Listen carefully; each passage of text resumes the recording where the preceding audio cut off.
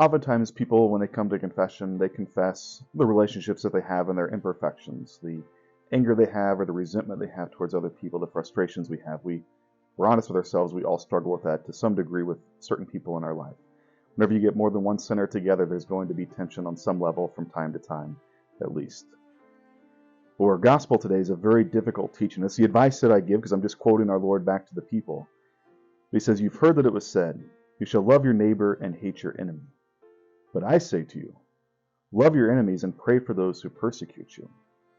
So the advice that I always give people when they say that they're struggling in this relationship with people, now whatever the degree is to first and foremost be praying for them. And again, I'm not coming up with anything. I'm just using our Lord's own words to help us fall more deeply in love with our Lord and to fulfill the commands that He has given us. And there's a couple of reasons why this is good for us. Because if there is especially a legitimate wound or legitimate hurt, or there's a good reason maybe to stay away from somebody because they're very toxic, that's okay. We can do that from time to time. Sometimes we do need to push people away for a little bit so we can hopefully have some healing within ourselves, within them, and that's okay. But we can still pray for those people while keeping a safe and respectful distance. We're able to pray for them in the silence of our heart. We're able to do that at home. And so I want to encourage you to maybe think of some of those people that have upset you in the past, some of those people that you're holding resentment against, and to pray for them today. To offer this prayer to our Lord. Now, if it's especially a deep wound or one that hurts a lot, it might be as simple as God help them. That's a little prayer we can say. It doesn't even take a second.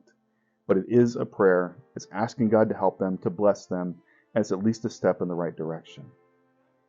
The more that we're praying for somebody, it's also going to take some of that bite out of the unjust anger that we might have.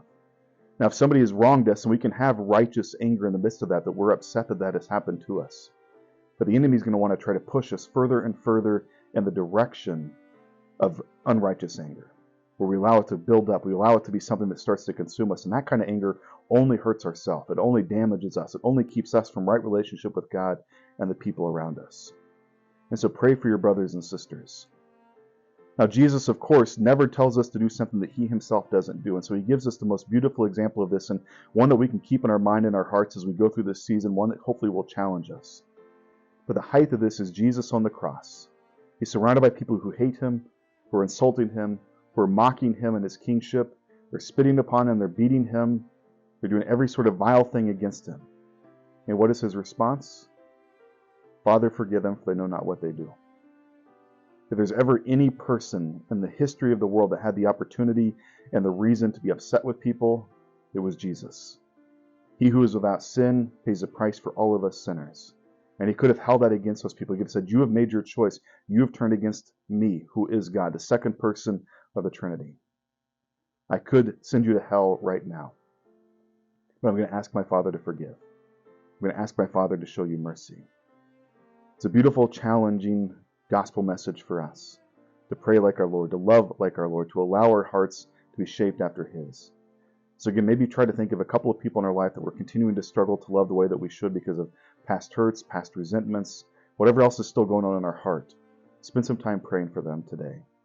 As we continue this Lenten journey, let us continue to pray for one another.